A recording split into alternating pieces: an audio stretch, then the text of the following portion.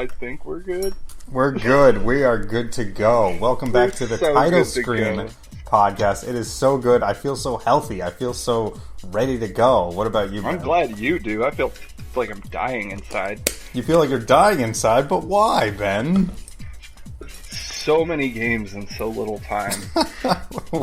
Well, the finish line is within reach. We're almost done with April. What are we, like? We're halfway there, and I think the big apocalypse of releases is starting to slow down.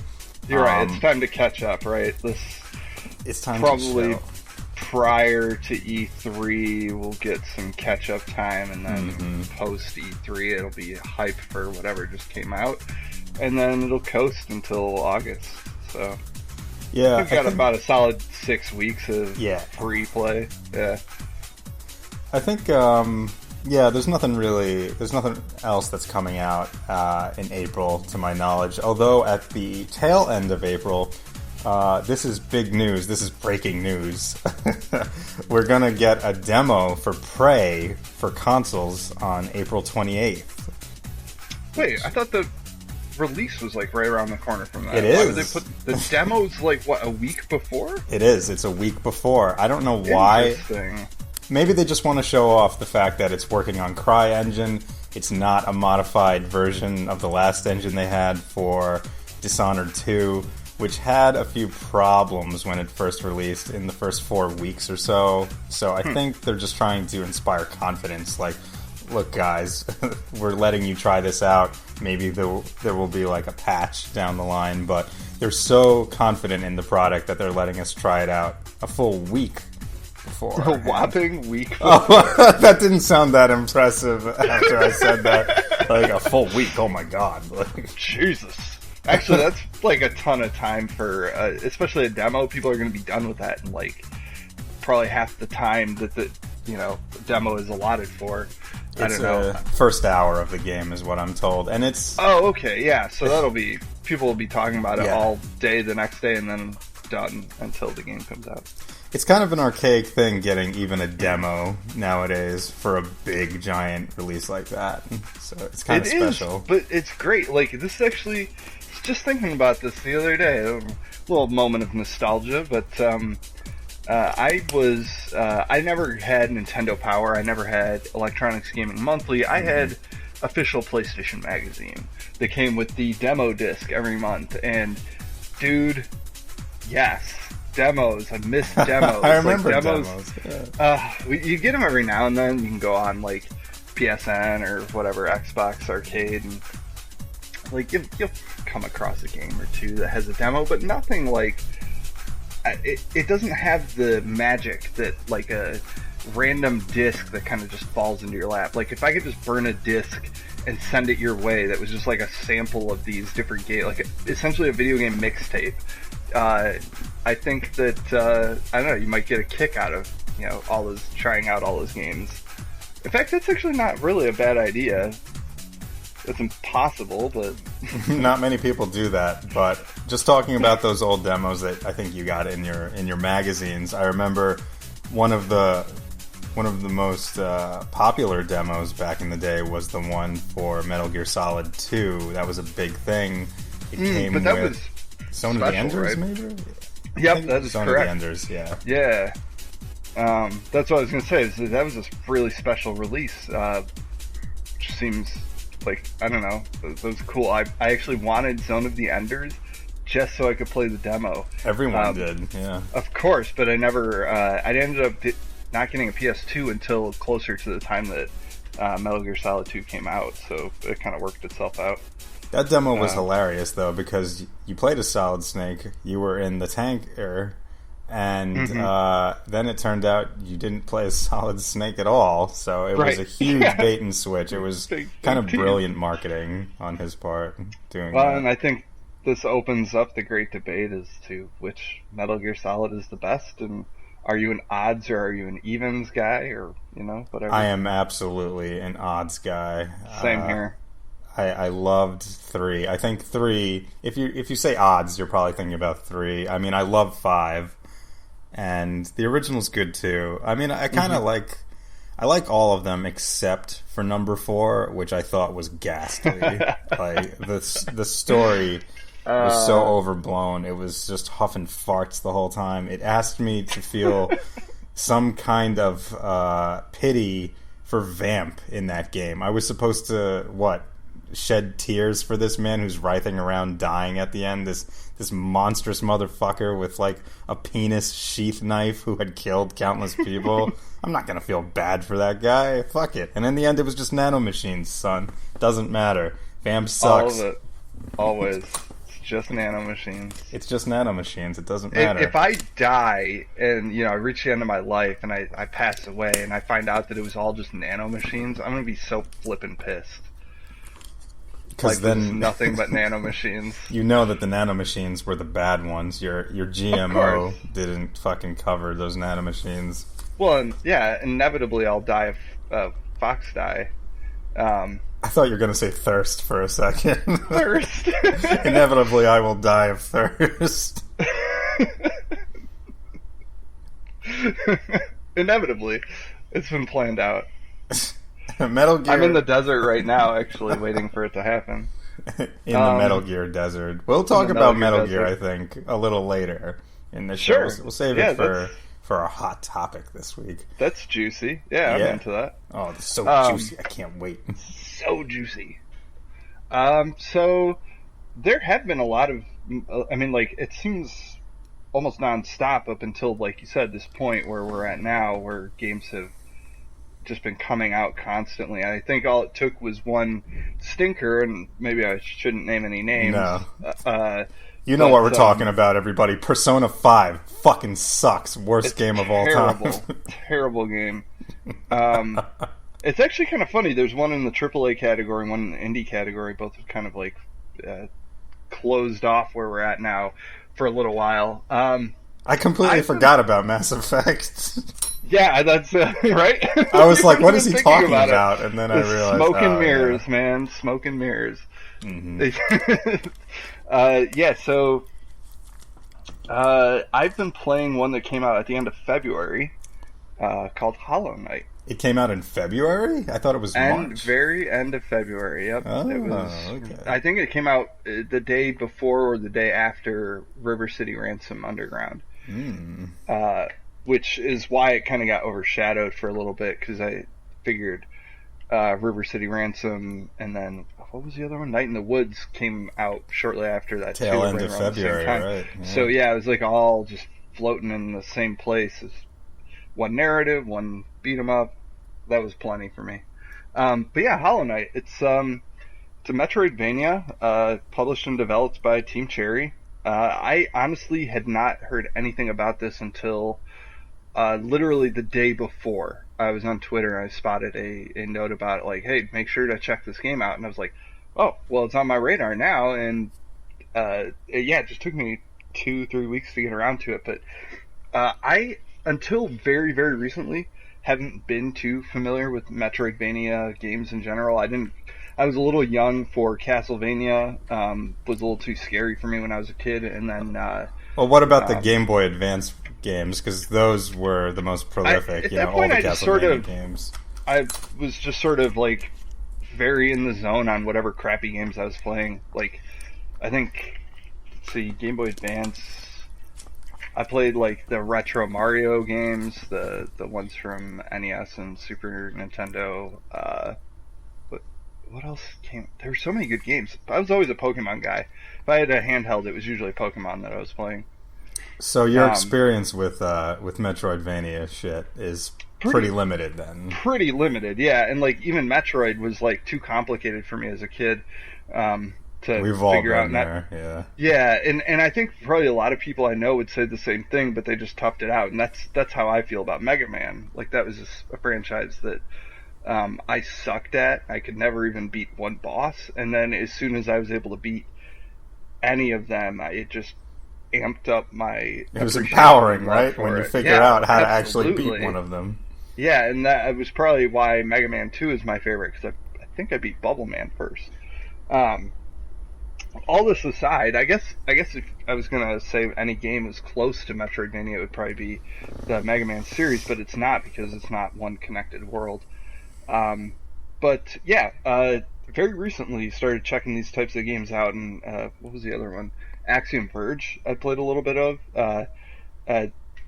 A little bit of history to that one was kind of interesting, just because Metroid hasn't had a sequel in a long time, and it was kind of like a Stardew Valley situation where the developer Thomas Happ was just fed up with the fact that there wasn't a good game coming out, and that everyone has been for the last 20 years. Well, I think.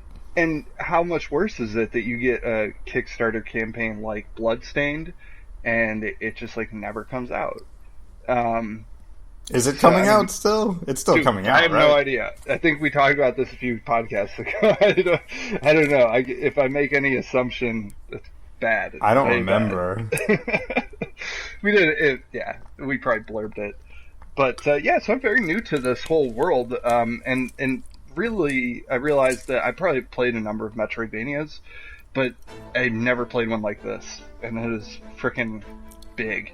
It is easily I think it's been said to be 30 to 40 hours, and like, I like taking my sweet time on those long-winded games, and I think that like in chipping away at it, I've probably spent about that much time, and I've just been baiting the time before I go and fight the final boss, so I haven't even beaten the game officially.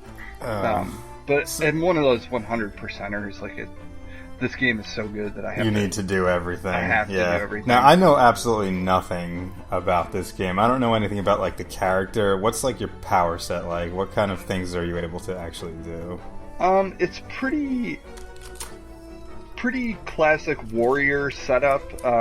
It's heavy on the platforming side, so there's upgrades like double jump or dash jump, little things like that. You're technically a beetle, a stag, carrying around a sword, and oh man, are you really a beetle? I thought you were a skeleton. Maybe. I mean, it's it's pretty vague. It's like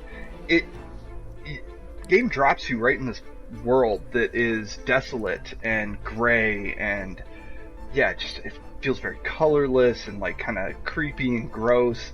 And you walk up to the first NPC, and it's absolutely an insect.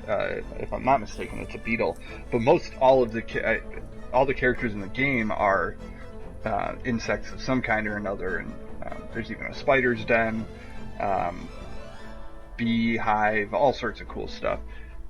It's really interesting, it's just like how Breath of the Wild works. It just sort of just drops you into this world and like gives you maybe like an hour's worth of tutorial, and then you just sort of like but the tutorial isn't even a tutorial. It's like, use a hack and slash to get through this situation. You find that out as you go along, basically. Essentially, yeah. And I think it was one of those, you start with like all your powers that you'll end up with by the end of the game, like for a split second at the beginning. Oh, just to get a taste. It's Symphony of the Night style. All right. I could be way wrong, because at this point it's been 40 hours since I played the beginning of the game, so I don't remember. Oh, terrible of me. We'll just assume, that's what happens. I can't. Yeah, that's how we get corrections. So yeah, if you know the true answer to that, hit me up. I am on the internet. I love this game, man. It's all hand-drawn. Everything is aesthetically stunning. So they drop you in this world. You are in this desolate town, and in order to progress, you have to jump down this well. When you jump down the well, you're in this whole, dungeon's worth of just, I don't know, danger around every corner. They don't really... They hint at like some of the lore of the world and like what your objective is. You're essentially trying to redeem souls. Are there any NPCs? Like, are there any friendly people that you actually interact with? I say tons, but Mostly shopkeepers. You'll come across a few weary travelers and some interesting sub-stories that can develop if you choose to like help a character, or if you just like kind of ignore that they're even there and just move on. But yeah, you can unlock some incredible stuff that's just through talking to people, and then there isn't really like a fetch quest thing or anything. There's not like a mission log. Yeah, you just sort of do things as you please, and if you get it, you get it. If you don't, you don't.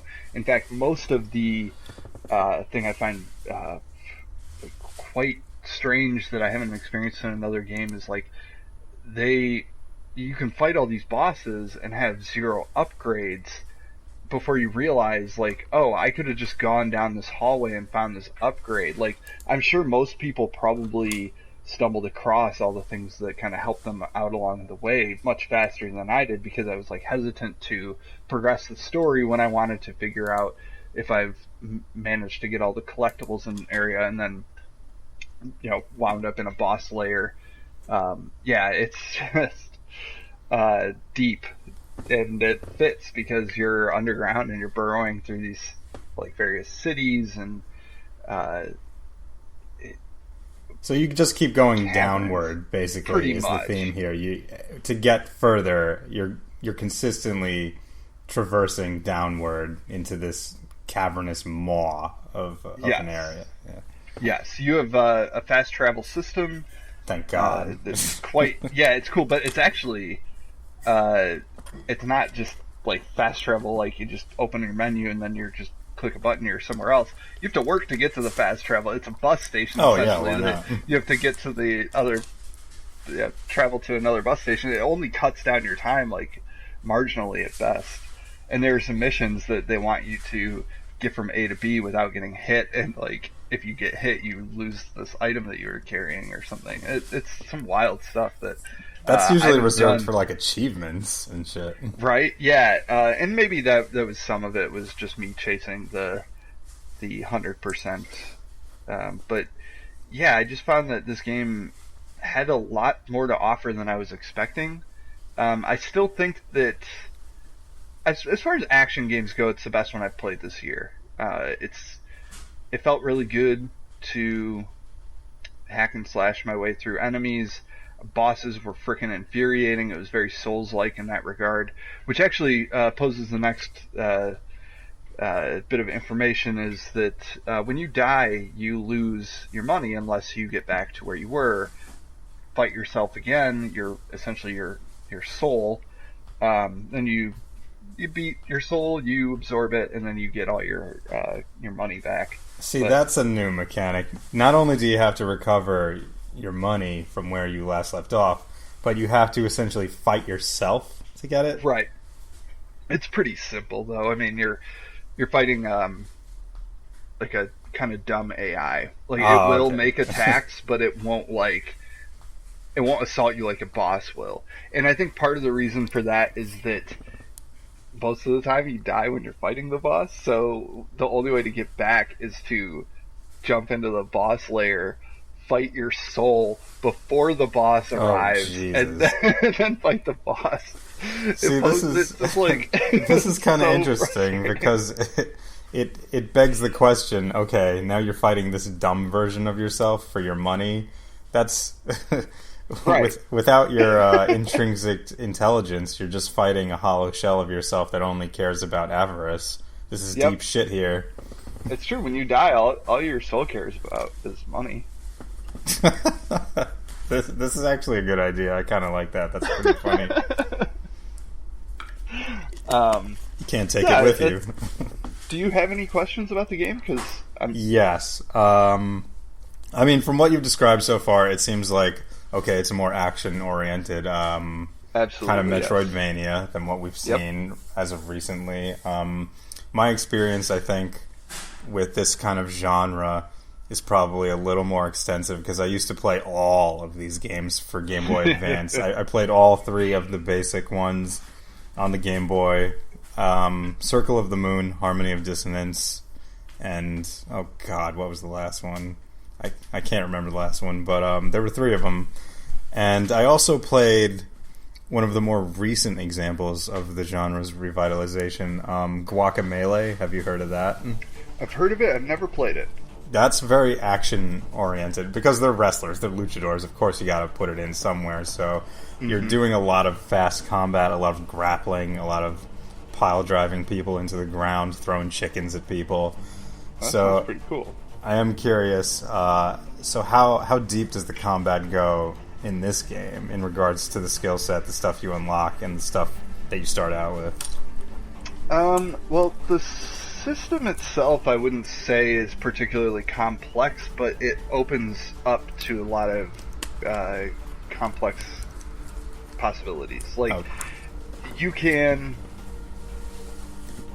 I don't want to spoil too much of this game, but we're kind of deep diving it, so sorry anybody who was afraid of spoilers. Maybe it's too much, but let's you can dive unlock, deep in it. Yeah, you can unlock special moves that just basically.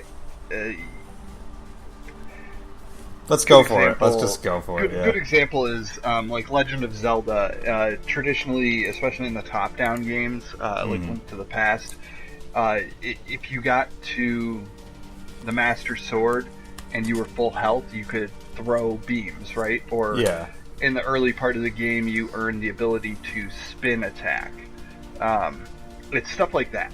It's essentially like you can meet these characters that will give you this, basically teach you how to fight with your sword a little bit better. You can produce a move that you couldn't before that is typically a hold down move and then a direction. It doesn't really make the game any easier or more complicated. I actually ignored most of the hold slash moves quite a bit until I got toward the end when there was just a little bit more downtime between attacks. So I think that's sort of the problem, is unless you're methodical and you are patient, which I'm traditionally not in the first few tries of fighting something, you really need that downtime to hold and charge, and then if you get hit, you lose the charge. So your attack is kind of like, if you have the ability to slash, I'm much better at something like that. It sounds like Mega Man, honestly, like that kind of actually, mechanic. That's a really fair comparison, too, because when they added in the Buster charge, yeah, absolutely. Totally parallel to that. I forgot to mention, and this is something that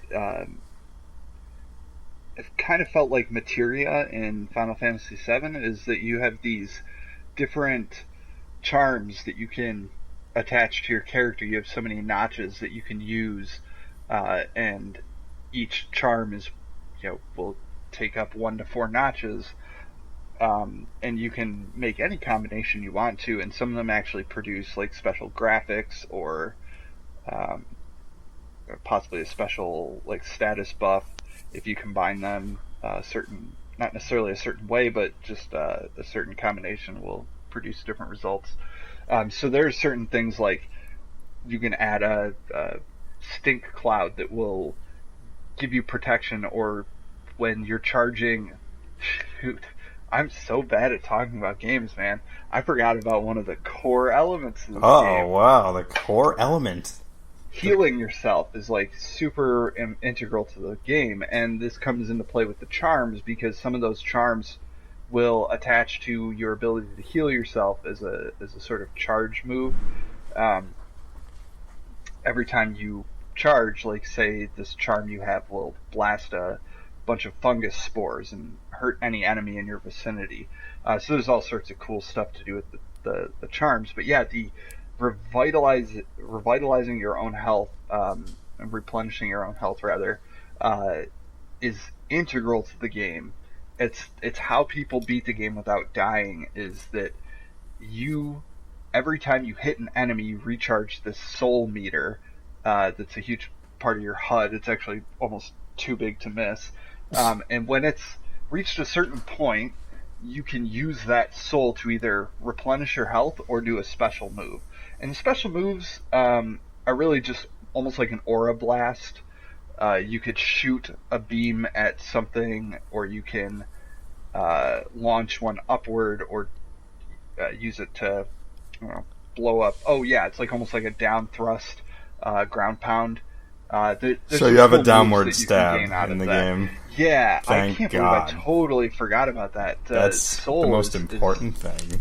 Integral, but yeah, the only way you replenish it is by attacking enemies and landing hits, and then using that soul to make more attacks. And if you get hit, it doesn't take away your soul, but certain charms will attack back. If you get hit, they kind of release something that will attack your enemy. That doesn't help you because you're not, gaining. It's self-defense. Yeah, exactly. Okay. It just auto reacts. So there's some nuances to that. It's been a wonderful game. It sounds like just it's really well made. They put a lot of thought into the mechanics. It's very clean. I'm assuming it looks very smooth. Like the art is fantastic. Yeah. They took a lot of the basics and they added a few things like the you said charm. To me that says like rune system. In some games yes, they just like absolutely call it runes. It's like a rune system. Yep.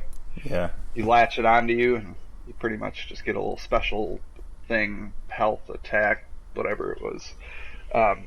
There's actually my favorite is the one that I have attached to my character right now, and the problem that I have with playing games like this is that I find a preset or move set that I like, and that's it. I can't deviate from that because I'm losing something that was so integral to my character layout, and it's like fast attack, so I can make 3 attacks in the time that it would take me to make 1. And then there's you can elongate the distance that your weapon, which is in the game, it's a sword, but because of your scale, your size, it's a nail, is what they call it. A nail. Yeah, they call it a nail, and so it can reach further. And then there's another one that allows me to kind of blast through enemies and not get hit, but also do damage simultaneously. And it's cool. This game's really cool. I'd strongly suggest checking it out. It's worth every penny that you could pay for it. I think it's $20 on Steam, and it will be coming to Switch. Oh, so, there you go. That's a big app for Switch, especially absolutely. Now because they're just in their infant days, right. Coming out with stuff. I have a feeling we'll hear more about it at E3 during their Treehouse. They're probably going to do a bunch of Nindies conversation. But yeah, I know it's coming for Switch. I don't know. I heard something about PS4, maybe Xbox, but I'm not sure on those. So that will be something that all you listeners will have to research yourself, I suppose. I actually had one more question about a very important system in the game. Saving. Is that manual? Is it auto? Do you have to go to a room to do it? What's the deal with that? Thank you for bringing that up, too. It is definitely not automatic. Oh, fuck. So when can you save? That's what I want to know. It's actually kind of funny. It's one of those things where, if you die, it, registers that you died, and it kind of saves that data. Oh, boy. It doesn't save, actually, I guess this is why, because you spawn back at a save spot, so that's why when you die, it just registers. Duh. You have these various checkpoints throughout the game that are benches, and you can sit on the benches and... it's so depressing. Just sit on a bench. Yeah, you sit on a bench, catch your breath. It heals you all the way. It maxes out your health, but it doesn't max out your soul meter. And actually, I think one of the more unique parts of the game involves the benches, and it's the map system. In journeying through this world, one of the NPC characters you will come across is a map maker. And the first time he'll ask you if you want to buy his map. You buy it, and it's a partial. It's just if you kind of hand sketched outlines, very loose, of certain rooms that he's been in. If you go back to the main hub world, you can go to his his family's shop. It's his wife's running the store. She will sell you a quill that you can then use to write and inscribe each area that you've been to on that map. And then each area has its own unique map, so you have to go find the guy. And if you miss him before you beat the boss, you have to go back up to the main hub world and buy the map from his shop. It's a pretty cool system. And at the map store, you could buy all these different icons that help your, like waypoints and stuff that kind of make your map a little bit easier for you to remember. Like, okay, well, this vendor's up here, this bench is located here. But it does feel like it cheapens it a little bit. But I do feel like it was incredibly helpful and much needed. Like, you can't just not put those in. You can choose to not purchase them. So I guess that's your prerogative. But yeah, the map system, I can't believe it. It's so hyped on this map game system. That I'm can you believe everything it? about it. It's another cool little bit that I think makes it a little bit more unique. And if you choose to not have your icon show up on the map, you just have to memorize where you are in relation to where you've been, and it's very much Jesus. like a real navigation. That's so funny because Zelda has kind of the same feature where you can put kind of little stamps and icons around the map for if you can't get somewhere right now, you can mark places of interest. And it's kind of surprising, not many games actually give you this feature, and it's incredibly useful because eventually you're going to come across a few things that, let's say I'm playing like Far Cry 4 and for some reason I can't get to a certain place or I'm too busy to get to it right now, I'm going to forget where the hell that is because the map is so large. But if I just, put like a little sticker or icon on it, I'll at least know that there's something interesting there. And I think only Zelda and it sounds like Hollow Knight are really the only ones to take advantage of that. I think I misled you a little bit there. You could purchase things that will show up on your map, but you can't exactly write the map yourself. It's just one of those things that, like, if you purchase the quill, as you go to each area, it will fill that area out. If you purchase the icon, if you purchase like the locate benches, it'll show it on your map as you passed it. But you don't, unfortunately, that is actually something that is really cool, and I've seen it in, I think, Grand Theft Auto. One of them had a system where you could kind of drop your own marker. I think that kind of stuff is incredibly helpful. Actually, it might have been Red Dead.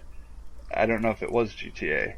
It might have been GTA 5, but if it was, it's been so long since I played that game, and I have absolutely no desire to ever fucking play it again. So you're on your own there, folks.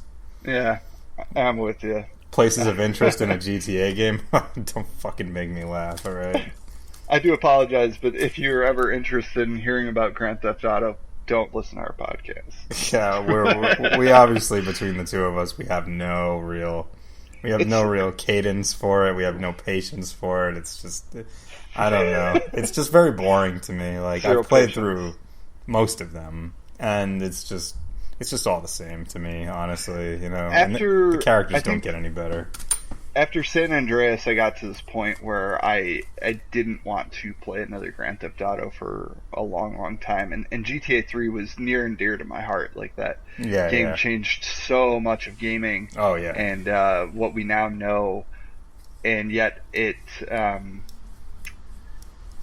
grew tiresome really quickly. But I still, mad respect to, early days of Rockstar. They gave us essentially a proper sandbox game. They gave absolutely. Us the illusion of artificial intelligence in the world around us, and they kind of created. Well, they definitely created their own little world, but they just they got repetitive as well.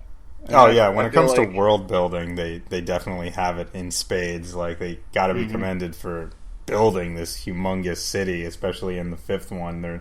There's a lot to take in. There are a lot of places to visit. I just got tired of the fifth one after a while, though. One of my favorite Rockstar games that unfortunately gets dogged on all the time because it was actually quite an empty world, despite being very, very well crafted, is L.A. Noire. Oh, That was L.A. Noire. it I've came never out. played that. Oh man, I love it. And it might be that a huge. It came about at the right time for me, where I had just kind of gone through this old movies phase. I was really into like detective films and all the old Hitchcock movies and stuff. I just went through this, like, if it was black and white, I had to watch it, and if it was pre 1960s, 1950s, even better. But yeah, I was super into it, and every single story in the game, there might be some that are written for the game itself, but everything is kind of referential to an old movie, either the title or the way it plays out. And like, one of the add-ons is almost verbatim the entirety of the movie The Naked City, which is absolutely incredible. So but yeah, it was one of my favorite games that I feel like they didn't fill out the world enough. Like, there were people, but you were a cop, so like you can't really run people over. You can't just fire your gun out in the open. Like, it wasn't Grand Theft Auto. Why would you want in to? that You're sense. a good guy, you know. Well, you're a good guy, sure. But like, I think that should be up to the player, right? Like, you can be a good cop or a bad cop, and then if they had gone the Red Dead Redemption route, I think they would have that game would have taken off, and we would have a sequel by now. But the facial mapping in the game was incredible, and like all the other special technology that they used to make that game possible, and the fact that they went through the 1940s blueprints of the city of Hollywood, or the Hollywood district of LA, was really quite astounding and fascinating. I don't know how accurate it is, but it sure as hell seemed like a very satisfying real city to me. I don't know. I was there yesterday, and then I was just this doesn't look like L.A. Noire. Nope. And then I just left. Took my plane back. Terrible. I just wanted to see. Horrible rendition. Just went back in 1942 just to see. You know what, guys? This fucking sucks. This is nothing like the game. So. It was quite terrible indeed. Yeah. Yeah. So Hollow Knight was good, or is good rather. I've taken a little bit of a break from it. Thimbleweed Park just came out. I'll talk about that a little later, though. I think. What's that? A thimbleweed. Thimbleweed. It's it's a good game. If you're a classic point and click person, you'll love it. If you love pointing and clicking at things all day, like at your job maybe, then this game is great. Well, actually, I think you could do quite well to play it while you're at your job, to sort of, we are not recommending that. Please do not. Nobody's do not play anything that is point and click at your job. Play games while you're at work. Play games at work. It's great. It's great. It's a good feeling. Yeah, but I'm pretty sure there's a pretty big game on your playlist. Oh, no, I haven't really played any. I haven't been playing anything. Huh. Really? Huh. That's a shame. It's a surprise. Ben's just like, what the fuck are you talking about? No. Yeah, I'm working my way through Zelda, but as of recently, the last week and a half, I know, it's funny, right? I'm gonna be saying that every single podcast. I'm working my way through Zelda. Like, it's but just that's gonna not be even the game, right? That's not even. It's like a full-time fucking job. Yeah, I'm working my way through Zelda again, guys. Like, I'm just like, isn't it a great game? Let me tell you all about it again. I'll be playing Mario Odyssey, and you'll still be playing Zelda. But that's actually, it speaks to the game, right? I mean, I'll shut up about it in just a second. But I just got to one of the third areas, and it took a while just to get there, just to traverse this mountainous region, and it was so treacherous, and there were so many just kind of fight or flight moments where someone would just almost throw me off a cliff, and I knew it was a long way down. There was no way I'd make it back up. I would have shut down the system right there if I had to start all over again. But it was quite treacherous. It was pretty dangerous just to get there. You have to really map out how you want to actually get to this zone. I mean, people who play it, you'll know what I'm talking about. It's not a walk in the park to get there. but it really feels like you're entering this incredibly different country, this very different biodome from the rest of the game. And it was at that moment I knew that, I'm almost halfway done with this game, aren't I? Because it was huge. It was ridiculous. But, I've talked enough about that. Well, actually, one quick question. Yeah. Did you end up getting the Master Sword? I did. Oh, yeah. I guess, I could talk about that. Yeah, I do have the Master Sword. It's great. It's a great moment when you finally have the Master Sword. It's a bit of a relief because the durability of that is definitely better than other weapons, and it does more damage against bosses, which is very useful. And I'm imagining it's unbreakable. No, you gotta be kidding me. It doesn't break. It doesn't break. It has to recharge its energy, so it has to rest for like 10 minutes after you use it a lot. It's not a big deal because it's it's a really strong item to begin with, and you really only want to take it out if everything else is exhausted. It's more of a boss killer. It's more of a big enemy killer because of what it can do. And just like the other games, if your health isn't full, then you can shoot a beam from it. So that's useful too. And it's really not a big deal. Like, honestly, I've said this over and over, but if you're using your enemies to clear out... You're using your enemies. What the fuck is this? A real-time strategy game? Get the fuck out of here.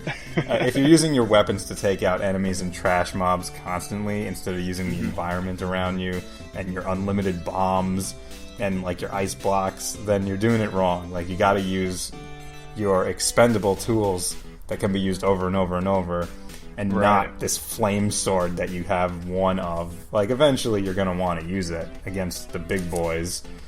Right. But, yeah, I still don't have any problems with weapons running out. And I think in... I didn't publish it yet, but in the review I'm writing of it in the first place, I mentioned that a lot of the good items... they regenerate over time, like in the fields and in the castles or whatever. You can just get a great sword or a silver shield pretty much anywhere, so you're really never in danger of having nothing. But what the fuck am I talking about Zelda for? Fuck Zelda. That's last month's news. Come on, man. We have to dive into Persona 5. Now, Ben, what do you know about the Persona 5 series? Do you know much about Persona? You want to know what I know about Persona 5 specifically? Yeah. I call up GameStop on the day of the release. I'm like, hey, so I saw that you guys were releasing this at 9 p.m. Do you guys think that you'll have enough copies that I can just walk in and pick one up? And she replies, you should probably pre-order it, like, now, if you could get down here and pre-order it before... Get down here right now. It's a pretty obscure title. What? This... I mean, this is hot news again. We're the first to report this. But, Persona 5 actually broke records in the UK. It is the top-selling game in the UK as of a few days ago. It dethroned the ghastly and gruesome Ghost Recon Wildlands from the top of the charts, and it's probably the biggest opening for a Persona game on the charts in the UK to date, and it's probably one of the strongest debuts of a Persona game to date, just worldwide. I think it's done very well so far. So I do know very, very little about the Persona series. I only know that I've always, not always, but since about the third or fourth one, have been wanting to dive into one at some point, and I think 5 is the right one for me, but I definitely would like to hear more about, what you have to say about it, but... so your knowledge of it is pretty basic, like... Very basic, absolutely. Well, they're not consecutive. It's more like this is the new entry in a style of games, which is basically either college or high school students. Usually, you as the protagonist are some kind of loner, and you start making friends with these people. And there's always some kind of plot involving being recruited by this creepy old man named Igor, and he gives you the ability to kind of infiltrate people's subconscious, and from their subconscious you're trying to eradicate something. Either it's their evil side or their dark persona, something of note that will change their attitude or allow you to discover some kind of secret about them. In the last game, it was more a murder mystery, kind of a happy-go-lucky murder mystery, if that even exists, where you and your friends are trying to figure out, who's behind this. And you kind of go into this TV zone at midnight, and you try to find out what are the desires of the evil people lurking around town. Who can I try to invade in terms of their subconscious? But you always used a TV to get into this realm. Now, in Persona 5, you're literally invading a person's subconscious with the goal of completely dominating their ego and forcing them to confess their crimes. After beating their dark alter ego in this dungeon, or palace, as the game calls it, then they have a change of heart, and they eventually come forward with a confession, usually to the police or whoever else is in charge of justice in glorious Nippon. So in Persona 5, you're once again an older student in high school, and this game is definitely the darkest, I think, of recent Persona games, because right off the bat, you are labeled as a student who has kind of a bad rap on him. You were attempting to save this woman from getting assaulted, and in the process, the guy you assaulted pretty much got charges put against you, so now you have a permanent record. You're expelled from your high school, and you have to move all the way to Yokosuba, I don't know, Shibuya, I'm not sure. I'm sorry, everybody. I'm just not I'm not skilled in the pronunciation, but you have to move across the country now, and this coffee shop owner who doesn't like you has to take you in. You're on probation for a year, and everyone at your high school knows about you. They know that you're kind of a dangerous individual, that you have a history, you have a dark past, and you're immediately a social pariah. So right off the bat, unlike the previous game, you're up shit's creek. And you kind of know it, especially from the introduction to the game, which actually begins in the future with you getting finally taken down and arrested by 100 SWAT team officers. So you're in deep shit. And basically everything now is kind of a flashback. They're not obnoxious with this trope. It's handled pretty well. But you do get flashes back into the future where an investigator is asking you, how the fuck did you get these people to confess? How did you actually, quote-unquote, steal their hearts away and force them to come face-to-face with their dark inner psyche? And the people that you confront in this game are no joke. There's everything from serious sexual harassment in this high school to this guy who's using his students and plagiarizing their work and going as far as to even maybe murder someone. It's really dark shit. And the deeper you go, the more questions it raises about your moral fiber as well as the people that you're taking down, because you have to question what kind of justice is being taken forth with these people, where you're outside of the system and you're using this mystical, weird art to go inside of their minds and basically brainwash them into confessing their crimes. Is that really your place to take justice into your own hands? Are you making things worse? You could potentially destroy their brains, which has already happened once, I think, for me. Things kind of might backfire. So yeah, go ahead. I'll let you go. With that exact thing in mind, does that mean that there's some open-endedness, and that, like, if you go through an area and you essentially fail some aspect of it, they wind up being essentially a vegetable? There are hard fail states. So usually when you start a mission, you have a certain number of days before something happens. Like, okay, we're about to undertake this thing. you have, I don't know, 17 days. You have to spend them wisely. And I don't know if you know this about the Persona games, but there are a lot of side activities, and each one of them usually consumes like a day or half a day. So you have to make up your mind whether or not to go inside this person's psyche this day, or you want to spend time eating a hamburger to raise your guts and knowledge attributes. I don't know, don't ask me.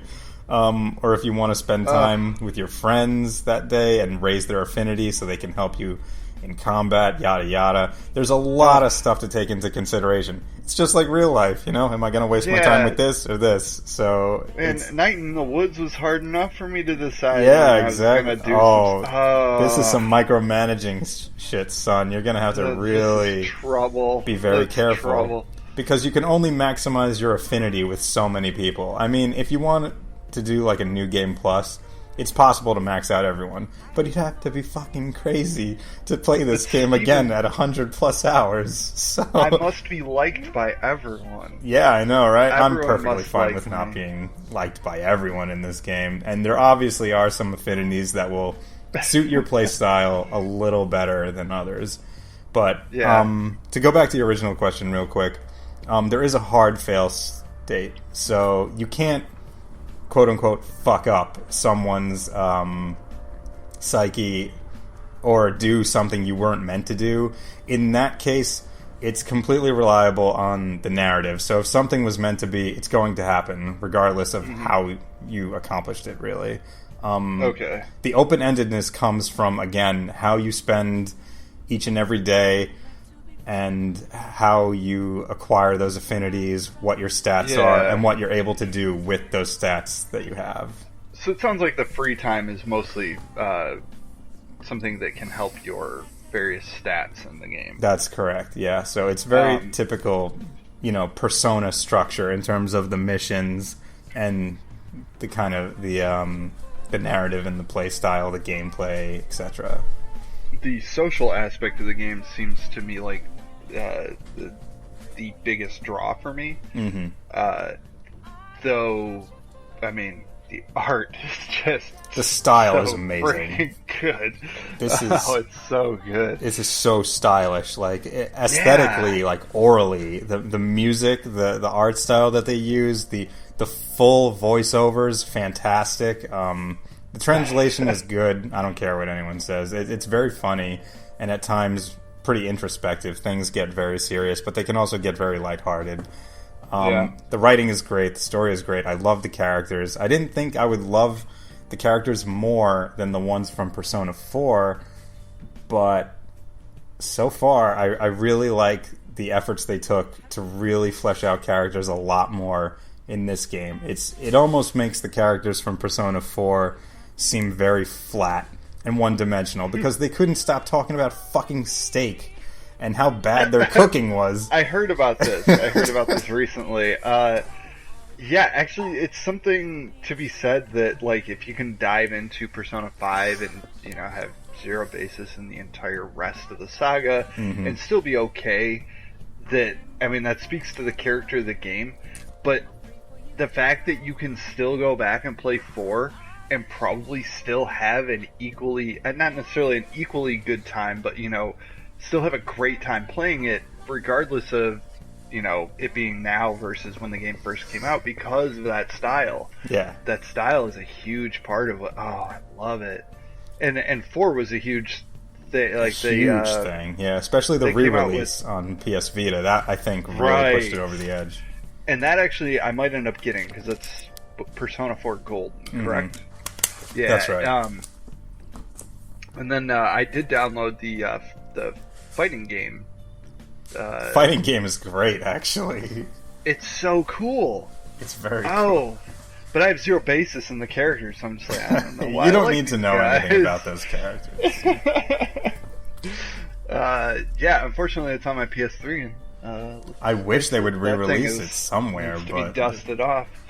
Yeah. It's Sony only. It seems like the Persona series is Sony only, which really broke my heart because I was really enthusiastic that the Switch might get Persona 5, which would make it the ultimate system. I would absolutely love that, but I don't think it's ever going to leave the Sony You really don't think it's going to happen?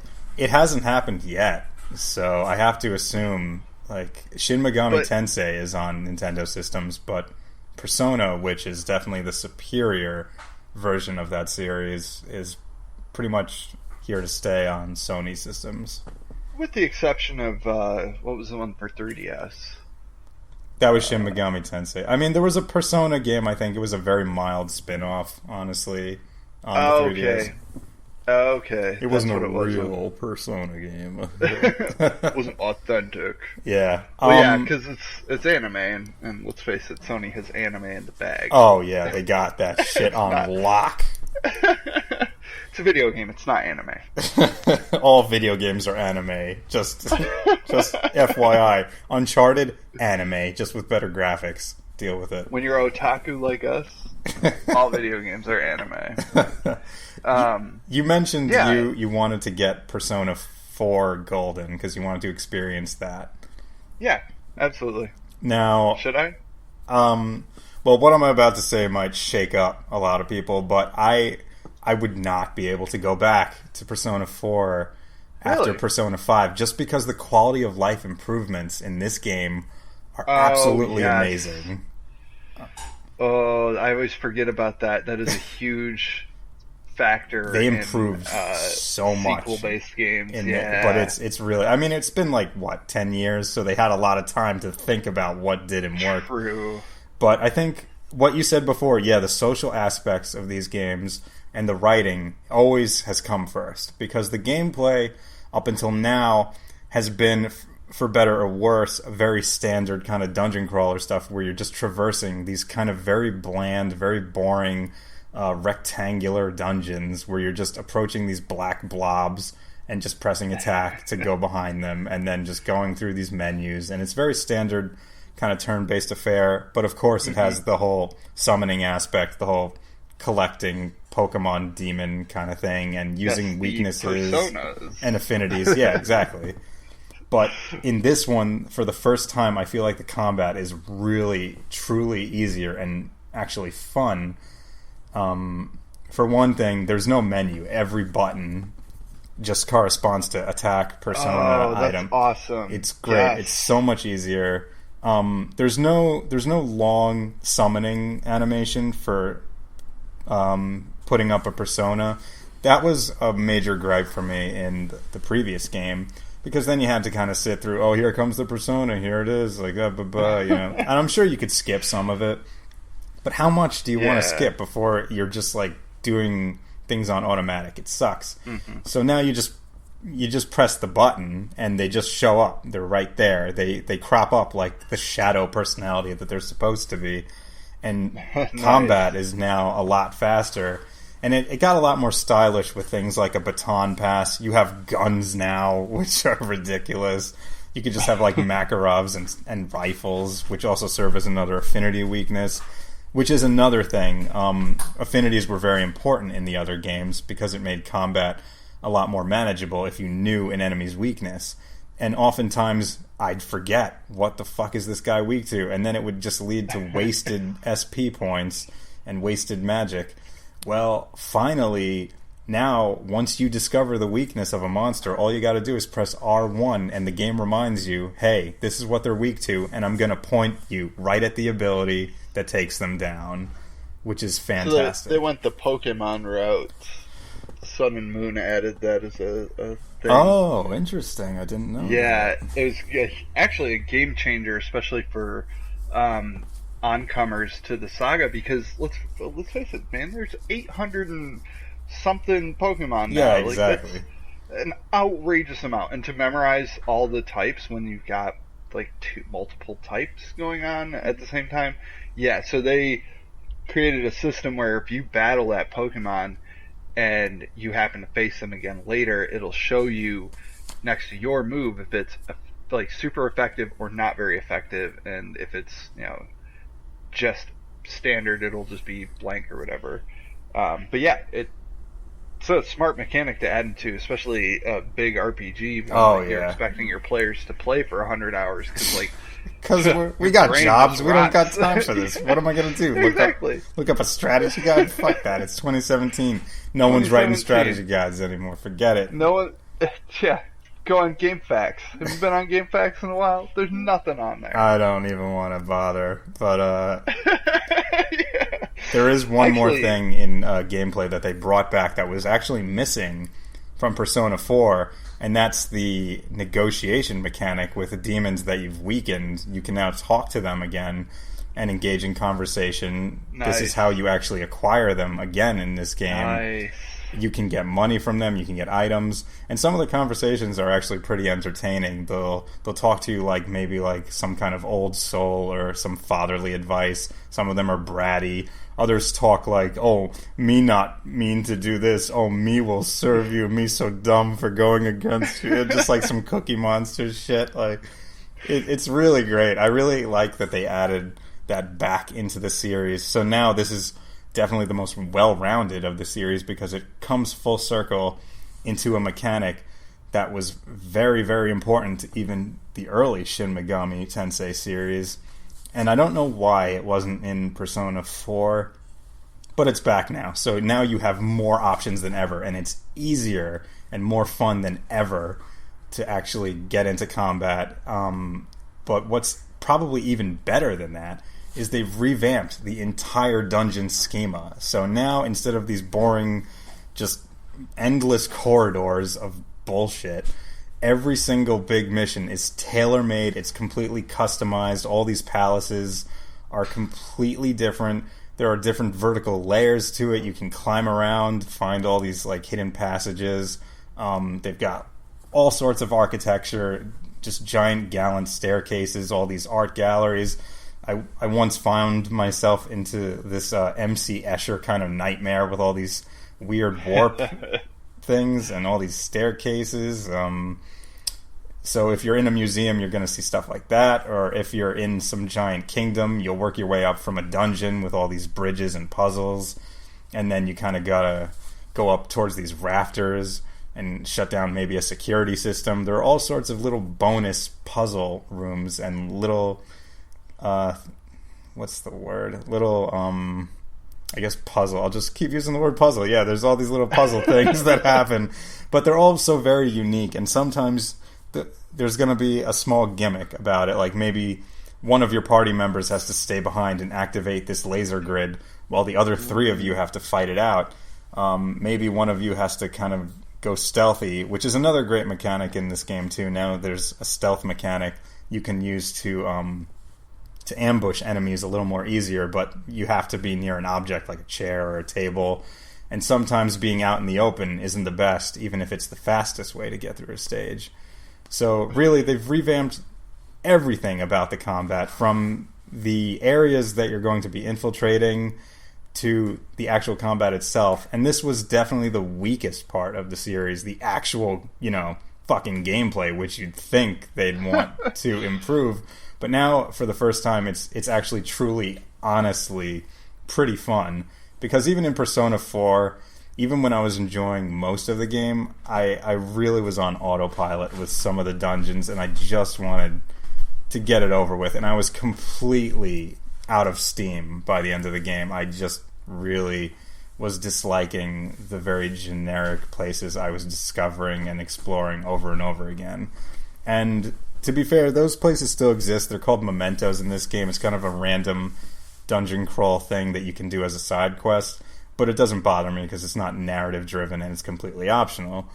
But yeah, that's pretty much the gist of the combat improvements, and it totally makes it a reason to pick this game up, I think, even more than all the others.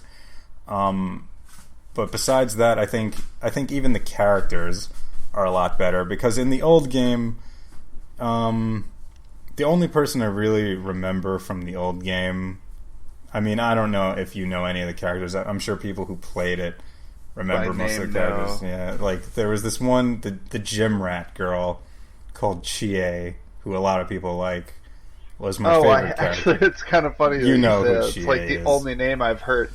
And it was probably recently too. Yeah. But either way, she was the only fun one. The other people were just like, fucking, oh man, all they cared about was like eating fucking noodles or eating steak. Everyone was obsessed with steak in this goddamn game. Let's get steak. Hey, let's go get steak. Like, just shut the fuck up about steak. Can we get sushi for God's sakes? Like, I don't know. Not unless it's beef wrapped by rice and seaweed.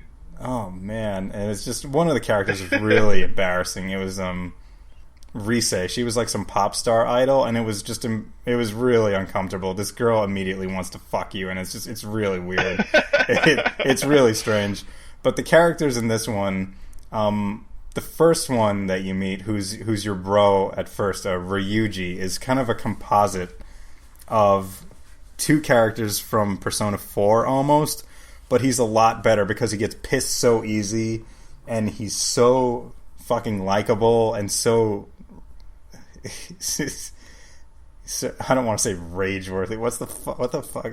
He's so easy to incite. He's got such a short fuse. Short temper. Short temper. There you go. But at the same time, this guy is like a former track team guy, so he's also kind of a gym rat. Very different from your main bro in Persona 4, who was Yosuke, who didn't have a personality, but I think he consistently wins the votes for most popular Persona 4 character from most polls I've seen, which I don't understand. I don't understand. Most people lack personality too, so they can relate. So that's perfect. No, this guy's good. Sorry, guys. Yeah, I immediately connected with this guy because I too get pissed and swear all the time. And but there's a lot of stuff about the characters I don't want to spoil, obviously, but they're all very great. They're very well written. I especially like the gothic doctor who's operating like some kind of black market clinic. She's fun. There's like I've heard a lot about the doctor's stories. She's great. I really like the doctor in this game. Your teacher is a confidant in this game. She's got an absolutely wild backstory. The coffee shop owner, very different from your caretaker from Persona 4, who is your uncle, I think. And he's just a detective who's kind of like just a talking head. And you talk to him and he's just like, oh, what are you doing? Is school good? Okay, well, now I'm tired. Like, it's just... maybe I'm probably simplifying a little bit, and maybe I'm just so enamored by the new characters that I'm automatically backpedaling and saying, "Oh, this old game is just shit. All these characters are just pieces of shit." But I really feel like the new ones have a lot more personality and have a lot more going for them. They're definitely... They've got a lot more charm to them and a lot more personality, but they've also got a lot more flaws, and I think that's what makes them even more interesting. And they haven't had this bizarre obsession about steak or any kind of food yet, which I really appreciate, because that shit got old fast, I gotta say. Well, they probably took some numbers from their fans. No more steak, thank you. Yeah. Also, the mascot character is a lot better. I like the cat a lot better than that weird fucking teddy bear guy. Fuck that guy. The bear guy was, like, super goofy, but yeah, I like that they actually just have those characters in the games. Yeah. They always have a cute mascot character, but the difference is this cat thing has, like, an anime version, but he's also got, like, an actual cat version, so he's constantly in your backpack just kind of chilling out, talking to you. So that's cool. You have this kind of Banjo-Kazooie shit going on. Stop bringing it up, man. Stop it. Yeah, but we're not diving into it. Not diving into it. But yeah, everything's obviously a lot bigger. You have a lot more shit to do. The city's a lot bigger. You actually have a free camera now. It's not like set camera. Everything looks a lot better. Such a good feeling. And then, like, because they clearly put a lot of work into the world, you might as well get a chance to look around a little bit. Oh yeah, and everything is so vibrant and full of life. You're always seeing some kind of gossip speech bubble pop up. They're either talking about current events or the train station or something else. There's always something happening on screen, and it's always been engaging so far for me. So it's easy to say that it's much better than Persona 4. I mean, they've had a long time to develop this game, obviously, and they improved a lot because the original Persona 4 was on PS2, I think originally, and that's some ancient ass hardware, and this one's coming out on PlayStation 4. I mean, it also runs on PS3, so it's not like super detailed. It's not like completely advanced, high tech Uncharted 4 shit. But everything. But that's part of the art style. Oh yeah, too, like right? cell shading and kind of a comic book style. It's ageless. It'll always look good, you know. Right. That's exactly what I was saying earlier. Is like it's important, and I think this is why Japan in general makes better games than us, or at least games that I can appreciate more. Is that they're timeless. Like they're just based on an art style, not on capturing realism. Yeah. So until the polygon years. Oh yeah, don't even. Oh god, ugly. Well, we're reaching a point where that's coming back. It's kind of funny to see. Like with retro games, I can get it, but with I don't know, like 8-bit, 16-bit, like I get it to a certain point. But when polygon comes back, it's like, well, what was aesthetically pleasing about that? Like that was a necessary step in the process and janky, of creating realism. Yeah, like. It's cool actually thinking about it and looking at some stuff now. It's like, yeah, I get it. Like Strafe looks incredible. Yeah. And that's a game that's purely focused on that 1996 look. I think is what they coined their phrase after. Anyway. Janky. Cool. Yeah, janky stuff. PS1. Yeah. Is there more stuff about Persona that you'd like to share? I can't think of any particular question. I think you answered most of the stuff that I was curious about. I think I've covered most of the stuff. I mean, I did the first 2 major missions, and I've played a long while. Like I'm maybe cool. I don't know 20, 25 hours in or something. I haven't been able to stop playing it. Nice. So it's definitely going to be a long game. I mean, you start in April, and the game I don't think ends until the end of February, maybe. So I've got a long ways to go. I just got to June, you know. So I'm in it for the long haul. But I think everybody is. It's like easily 100+ hour game. Oh yeah, it's gonna be Witcher all over again. Yeah, but you won't regret The Witcher either. But you won't regret it. Yeah. Oh no, 100 hours well spent. It's funny because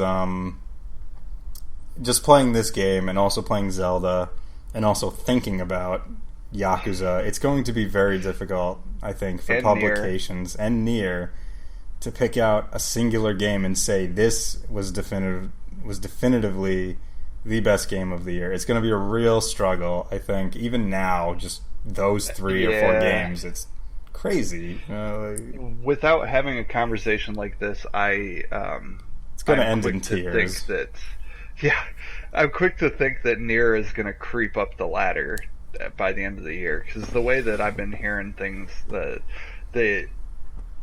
critical acclaim that the game got initially was like good, but it just wasn't like hyped. And then as those reviewers, as those individuals started playing and made it through 2, 3, 4 endings, they started to realize, like, oh shit, like there's some crazy stuff happening in this game that I would have never expected. Some things that develop just on playing a second playthrough. And I think that the respect that this game has earned in the course of when did that come out? First week of March, second week of March? It's like the week after the Switch came out, right? Yeah. And it's been almost a month, and like the game is just rising continually to stardom. Whereas Zelda was just a big old blast of hype right out of the gate. Yeah, exactly. And then it's just now the fallout's happening. We're starting to fade out a little bit. Yeah, it's going to be tough. But yeah, it's still going to be talked about. Anybody who gets Zelda anytime, even beyond the rest of the year, is going to have fresh things to talk about from that game, because their experiences are unique to themselves. And I find that so wonderful. That's a huge part of why I think we kind of need video games in a way, as a pastime, as as a hobby is to have like these opportunities to become fully immersed in a new world, whether it's realistic or not. Yeah. I don't want to shock you, but the things that are happening in Persona 5 are absolutely happening in real life, but that's what they don't want you to think. Yeah. It's going to be any day now that one of the top government guys is going to suddenly confess to all his sins, and we'll know it was the Phantom Thieves, motherfucker. It is a great game, though. I think that's my final word is that I already know how I want to rate it. I already know everything I need to know. I know it's only going to get better from here, from what I've heard. It's earned your respect within 20 hours. Oh yeah, absolutely. Because I played the past game anyway, and I know what's in store for me. And this one's already so much better.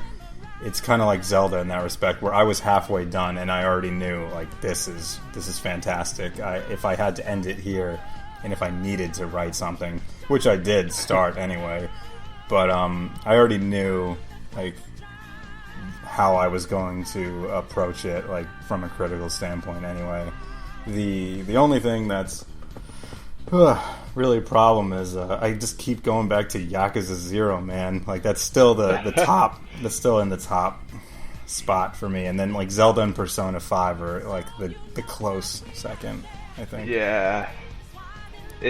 Yakuza came out they all came out within the first 3-4 months of the year, but that one came out the first. That was really early on. And my only fear for that is that people are gonna, as great as I can't say as great as it is, but as great as it sounds, it will be forgotten, I think, by the time the big boys all are rolled out, and it'll probably unless we have a shit show of a fall, which is certainly possible. I mean, wait till E3, Mario, everybody. Wait till there E3. could be, I guess wait till E3. Jesus Christ. So, yep, that's Persona 5. If you love JRPGs, you probably already have this game. If you're interested in getting into it, then I'd also recommend it, because it's also very easy to get into, and it makes a lot of accommodations for people who are new to the series. And again, it has nothing to do with any of the others. I don't even think it makes any callbacks. They're all very separate events. They're all very separate stories. You can make it easier on yourself if you turn on more hints or more assistance, and you can completely still get things out of it, you know. I forgot about that. The difficulty I heard some things about, and people are saying that aside from one difficulty setting that you kind of can't come back from, setting it on easy, there's really no shame in doing this if you're just want to play the story, which is another great thing about video games now, is that depending on the game, you can sometimes just pick a mode and coast if you just want story. Unless you're playing Doom, it will call you a baby if you put it on easy. Sure. They're definitely not short of name calling in most of the games that you can pick an easy mode, but you can at least get basically the movie's worth of story out of some of these things. Some games are just a movie unto themselves. Yeah, Detroit Become Human, if that game ever comes out. I'm strongly looking forward to this, though I know a lot of people are kind of jeering at it from a distance, because it looks funny. I'm surprised that so many people don't maybe Indigo Prophecy, but nobody. Beyond Two Souls, I think, was the thing that people didn't like. I heard that one tanked. I didn't actually get around to playing that one. It's oh my god, it's something else. Huh. Well, I really liked Heavy Rain. I thought that was excellent. Yeah, I like the quick time events and stuff. I think that's always fun. Oh, Jason. I do find it frustrating. So, what's that? Jason. I really. But I guess it's kind of. Yeah, I hope we get to talk about Detroit Become Human at some point on this. That's all Yeah, me too, actually. Yeah, it'll be interesting to see how they took the city that I live in and what they'll do with it in the future in this game. They did do some pretty interesting like justices to areas of downtown in like the trailer, but it's all futuristic, and if only Detroit actually looked like that. But whatever. That's neither here nor there. Yeah. The game's not even out, so what are we saying? It's not even out. It probably won't even come out. Forget it. It's stricken from the record. Probably never come out. It'll get scrapped, just like it's like everything Detroit related. Like our bus system that just got scrapped. You can scrap a bus system? Like, there's politics, man. Oh my god. You need that bus DLC, like stat shit. Yeah. Microtransactions with the cards and shit. If I pay $20 for the season pass, can I get all of the bus rides? Yeah, that's what a season pass is in the Metro system, right? I got a monthly pass, A monthly. You guys have a logical system in New York. Lots of public transit opportunities. Guess. We definitely have a lot of opportunities, but how often it comes around each day. Just kind of on a timer. It's pretty limited. Yeah. Well, speaking of opportunities, now we have the opportunity to talk about a very interesting topic, and it comes back around to what we were talking about regarding Metal Gear Solid and the art of actually deceiving people with that demo for Metal Gear Solid 2. Hideo Kojima, of course, is a madman. We all know he's absolutely fucking nuts. And what he did with Metal Gear Solid 2 is very interesting because you thought you were going to play as Solid Snake the entire game. Now, stay with me. We're going somewhere with this. But after you play the demo and you buy the full version, very shortly after that, you get to play as this anime ninja. Did you play that the first time? Were you surprised by that? I don't know if you ever played that. Yeah, absolutely, I was. And I wondered when I was going to go back to playing as Snake. For about the first 2 hours. I think at the point where this game's been out for God knows. We don't have to put spoiler warnings on this. No spoiler warnings on this one, guys. The point at which you come across Iroquois Pliskin in the game, I was like, I'm never going to be Snake again.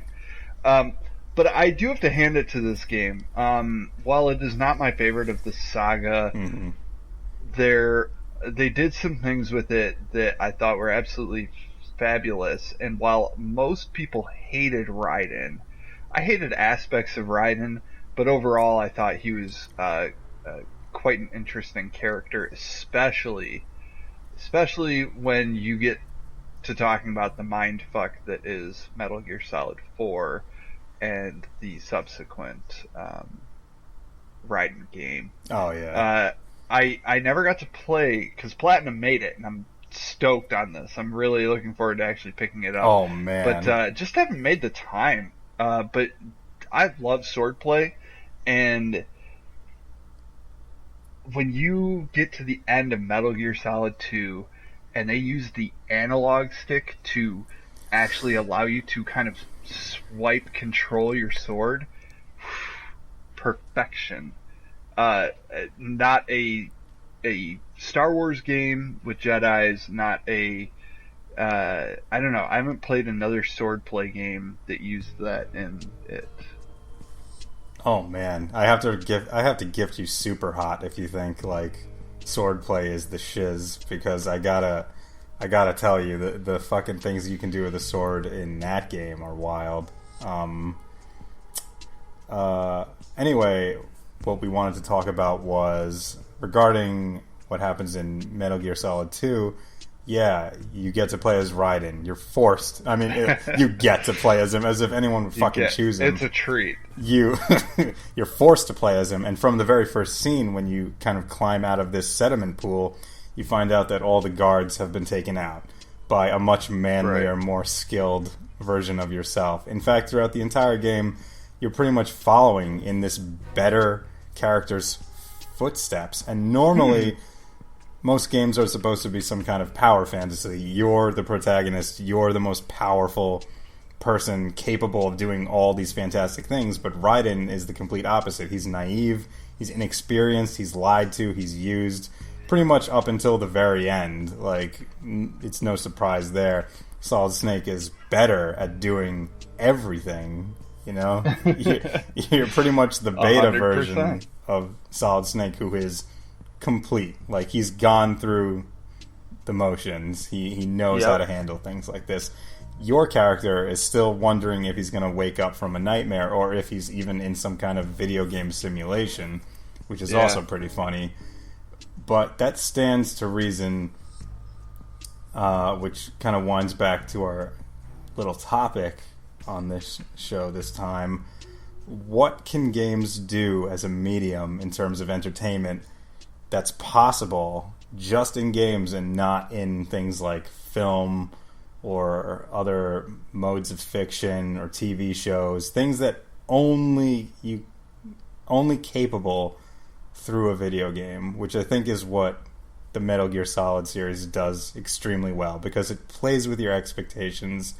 It dashes them across the rocks in the case of Metal Gear Solid 2, because you played a previous game, and now you're expecting it to kind of roll along just with this one character, and instead everything gets turned upside down. Now you're a very inexperienced character, and every person is lying to, which I think people have brought up. This was kind of groundbreaking, because characters in a game were now lying to you. Imagine if in the first Zelda game on the NES, the old man said, "Take this, it's dangerous out here, take this, it'll help you." And you take the sword, and it fucking blows up in your face. You were lied to by an NPC. How often did that shit happen in old games? Were NPCs capable of lying to you in old games? Were you capable of being lied to? Like, what were your expectations? But that does pose some interesting theories. Yeah. Though I think that the reason that that's possible now is because they weren't, right? They didn't lie to us. They didn't. We built up this expectation that NPCs can't lie to us. We'll never get to this point. Yeah. So yeah. So when it happens, it feels miserable. You feel like cheated. I never trust NPCs anymore. Not after that. Metal Gear Solid has thrown its share of curveballs. In fact, this is kind of like the golden game of narrative in like actionable form. If you even look back at the very first one, and while most people like yourself, say that number 3 was like your favorite. I number 1 is to me like one of the perfect video games out there. Aside from its visual quality, which I think you can kind of get over, based on the not only the time period it came out, but like what it introduced to gaming was just so incredible. And I mentioned Grand Theft Auto earlier, but I don't think Grand Theft Auto did nearly what Metal Gear Solid did for what we now have for games. I mean, it created stealth action. It made it so that you could be heard by an enemy, which was unheard of prior. Like, that's it's so fascinating. You could crawl through vents, which always seemed like something you want to do in spy movies, but you couldn't do in a video game yet. Like, aside from, some falsely simulated scenarios and maybe some early 8-bit games, like there really aren't a whole lot that did anything near what Metal Gear Solid did with just a few polygons and some really good writers. That's for damn sure. Even beyond, I think, the stealth aspect of those games, what really is striking is how they used the fact that it's interactive to its advantage. Like, and it fooled you. Like, even with the original Metal Gear Solid, one of the big bosses in the game, who's a telekinetic, tells you to put your controller on the floor. You put your controller on the floor, and he says, I'm going to move your controller with the power of my mind. And then, of course, if it's a DualShock, it starts vibrating.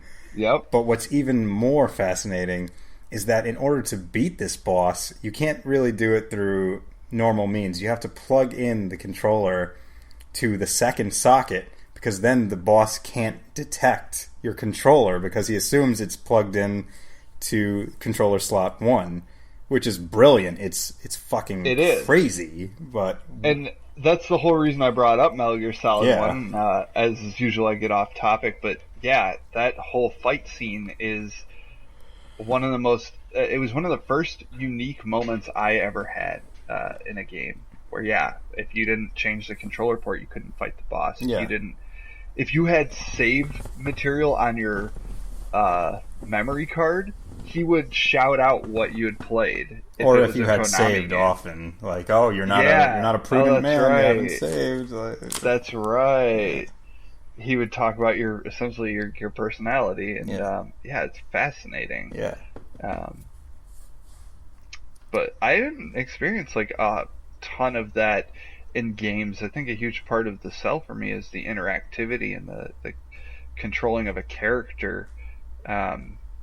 Like as kids, you pretend like be different superheroes. You could be different, characters from games and stuff. And that was always one of my favorite things.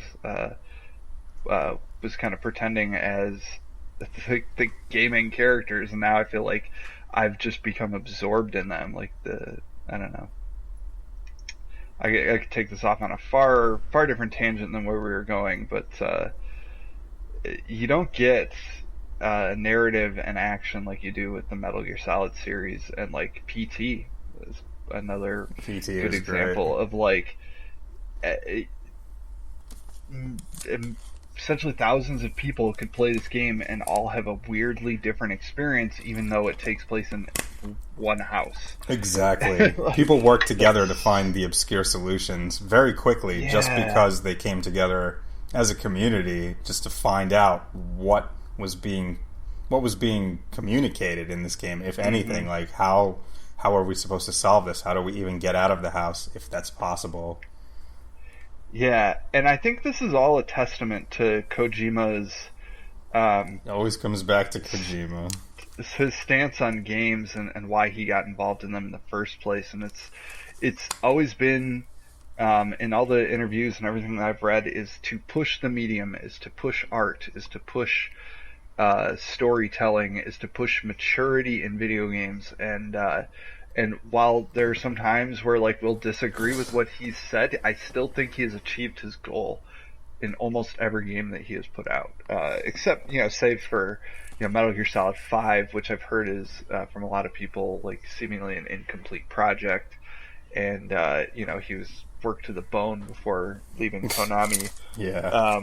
And then Metal Gear Solid 4, which to his credit, he didn't really want to produce in the first place. So it just seems like he was a slave to a system that he unfortunately built up, and then was freed from it, and now who knows what's going to happen next. Death Stranding seems like a wild experience, and I can only imagine what he is going to do that makes it a game. Like, what makes it unique to that medium? Well, yeah, he'll get to that. VR. His VR game, yeah, exactly. VR porn game. Speaking of VR, actually, I wanted to quickly just wrap back around, because I think I always mention it to you, especially on this podcast, and I'm never going to stop bugging you about it. I'm probably just going to give you the game for free at this point. I know it's coming. Yeah, Super Hot, which is probably one of the best examples I can think of recently, besides maybe Nier Automata, about kind of subverting your expectation and putting you in that place where you're a part of this experience explicitly, and it's kind of a game within a game, because that's really what the plot boils down to. You download something called superhot.exe, and you're given orders to stop playing this game, and when you don't listen, you're basically being dictated what to do by this otherworldly corporation or entity or god or virus. You know, you never really find out, I think. But it's like, it's part ways Cyberpunk, part ways The Matrix. Being hooked into this game means it plays with your expectations in bizarre ways. I don't want to spoil too much, especially for you, but it goes beyond even the game when you load it up and when you shut it down, because it may not it may not have ended even there, and I don't want to say any more, but it definitely worms your way into your skull in more ways than one. And it's a fascinating game. The gameplay is fantastic anyway. Yeah. But the narrative, which is very minimalistic but very unsettling, really speaks volumes about how far can you push the envelope with interactivity and virtual reality. Like, how far can this possibly go where you lose yourself to this machine and are possibly being integrated into something much more sinister. It's really one of the best examples of a game within a game within a game, because then there's even a fake IRC hacker channel that you can log into in this game and see all these fake like chat room conversations about the game and things that are happening. So there's this whole meta universe in this very tightly compact jewel that I've talked probably way too much about and written way too much about as well. But it's just so much fun to think about, and I hope more games do that. It's fascinating, and I think it was a game jam kind of thing. It was, yeah. We could. I played very little, if any, of it, and I still feel like we could talk about that game for hours. Just the whole, I'm just going to buy you this game this weekend, and you're going to have to play it. It doesn't take much time to play through the story portion of it, like maybe a few hours, and then there's like infinite replayability, because then a bunch of modes opens up where it's like, oh, now you have to play through the levels with katana only, or maybe now like everyone is faster, or maybe everyone is a breadbasket, I don't know. And then there's all these arena modes and all these other little nice things, so you get like tens more hours out of it. It's a really nice little package, but you'll find out, because I'm going to force you to play it. But that's one way to do it, that's for sure. There's one more thing just about how you can do things in this media that you couldn't, like in a big movie or anything. I figure I've held off on this long enough, and I'm just going to have to spill the goddamn beans. But in Nier Automata, you're taken through one narrative. It's a very simple structure, you know. You live on the moon, and you're these robots that have to go down and fight these other soulless robots, or so they say. And that's one aspect of the story. You beat the game, all right? And then you're greeted with a screen that says, hey, thanks for playing the game. Now play it again. And then it starts over. But something's different.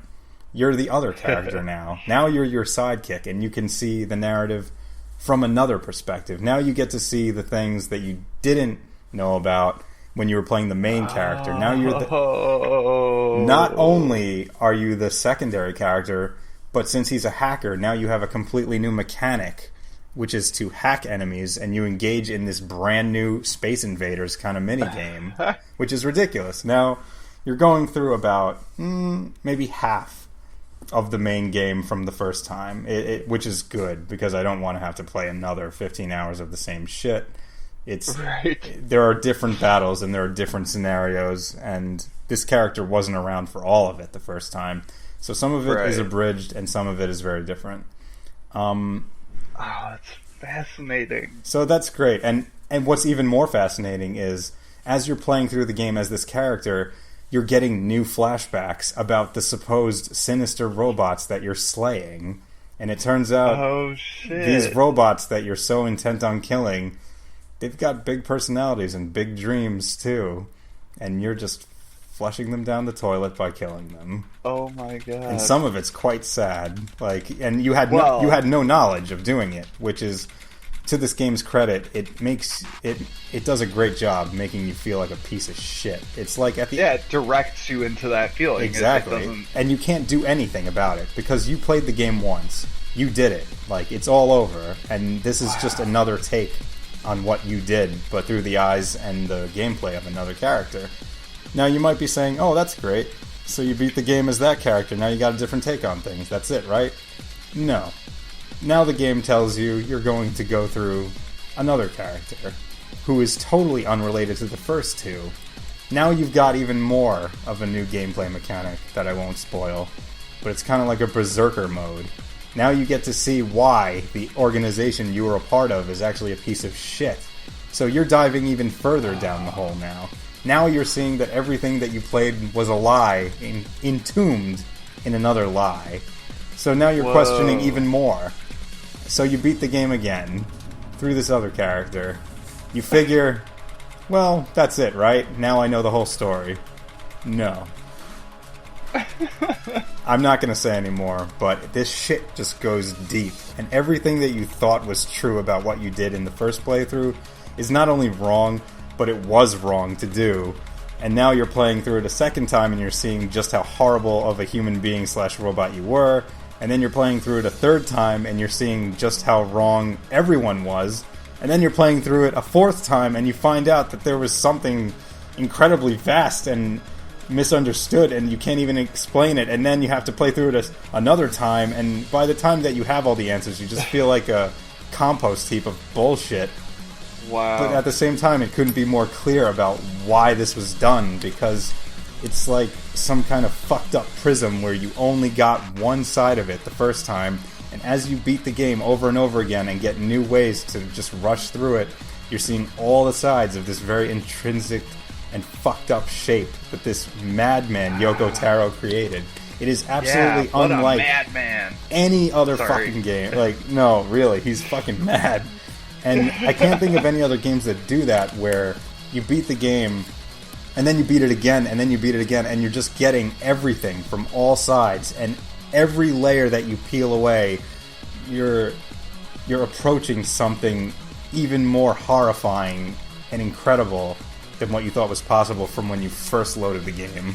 And I think that's probably why the game is rated so highly, because it does something that not only is everyone else probably afraid to do because they're afraid they'll muck it up, and it's probably not important enough to attempt in a single narrative, but it does something that so few people, even in entertainment, want to do, where everything will end in a very typical way or a very typical twist. But here, the twist is that there are more twists, and the twists are the truths in the game, which is fucking ridiculous. So that's really wild. That's Smear for you. I have been gaining nothing but mad respect for Yoko Taro over the past couple of weeks, and I had no idea. Like, everybody's been doing a pretty darn good job of, like, explaining what it is, but without actually explaining what you're experiencing. Like, they kind of, like, tease the idea that, yeah, there's multiple endings, you want to play them, find out, man, I didn't know it was that deep. It's not even endings. Just understanding that much more. That's wild. They're not even endings. It's just perpetuations. It is, like, yeah. And as I said before, I mean, Yoko Taro isn't just directing the game; he's directing the player. Like, he has made you part of his little orchestra, his ensemble, and you know, he can give you whatever information he wants to, but he seems to, oh man, wild. That is cool. Very cool. it's fucking insane. Cool, it really, it's full circle when we said, well, what if a character could lie to you? What if, like, way back when people were first experiencing these kinds of questions in games like, you know, Pathologic or even Fallout, like, what if an NPC, what if the guidance in a game was capable of completely supplying misinformation to you, the player? Then at what point do you have to turn around and say, well, I'm just going to have to do this by myself, but I don't know how, because this is a well-established trope. You have to follow the will of the people instructing you, like, you have to save the world, you have to do this, you have to do that. But in this game, it becomes very clear as you go along that you're going to have to do things, and sometimes you've already done them. The things that you've been ordered to do, you probably wouldn't have done in the first place. Yeah, and in a way that feels very Undertale.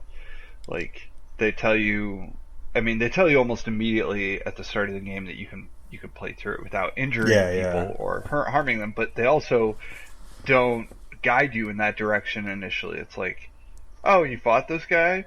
Oh, did you know that you can actually, not kill him? You're like, what? I just killed somebody, but why? Like, they make you feel that remorse sometimes. Undertale does a really good job of it. Yeah. Yeah, it's fascinating, but nothing on the scale that we're talking here.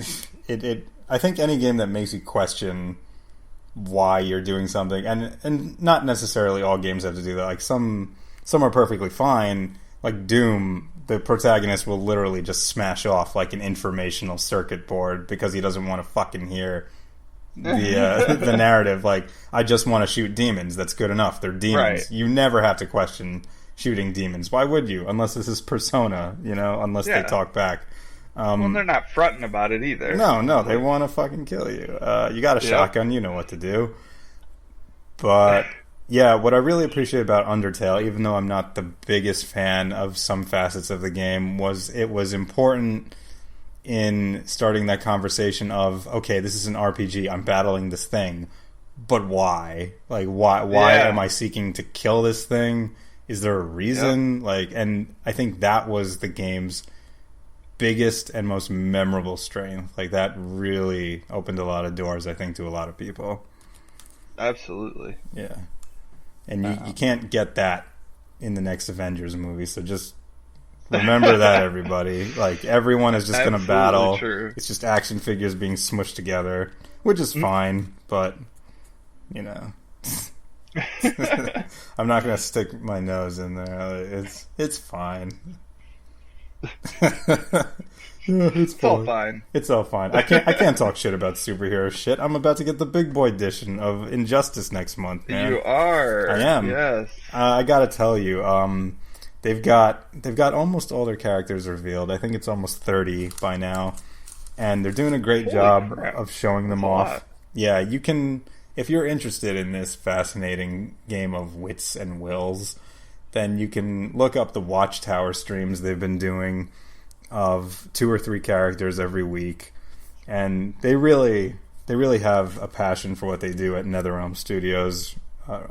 They have ever since they revitalized Mortal Kombat on the PS3 and Xbox 360 quite a while ago, and they've just been doing better and better work since then.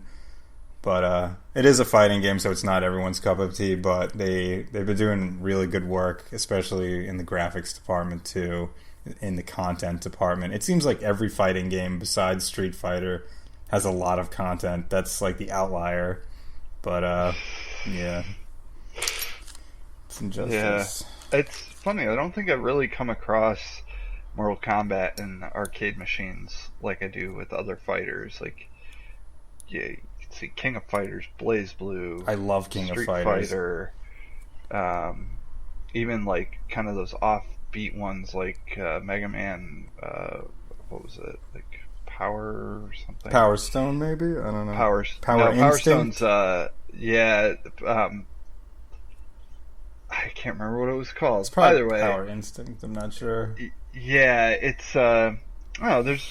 There's so many fighting games out there, and like Mortal Kombat was one of them. I remember going to like the bowling alley and seeing the Mortal Kombat arcade cab, and wanting to sit down and put in some hours as Sub-Zero, and I just don't get that. I don't see that like I do with Street Fighter and like Neo Geo games. And for a long time, it was an extremely bad series. Honestly, like.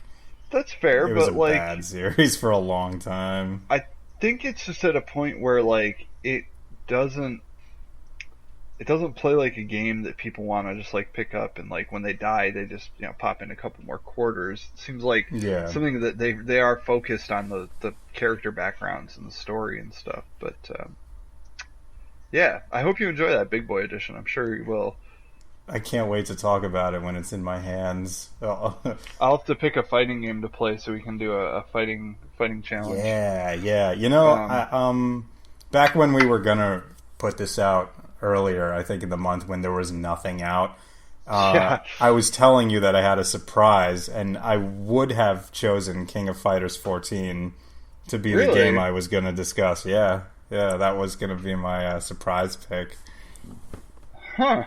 Well, we're going to have to go back to that at some point because I'd love to hear what you have to say about that. But it's such a weird choice too, because it's a fucking fighting game, and it's a King of Fighters game. Like it's that's a very basic kind of thing, but it's more about the narrative of how the game came to be, because SNK took back their license, they revamped their studios, they had a great comeback with it, and they've been doing great work with it. They just put out their first DLC pack, so they're doing good. Good for them. Yeah.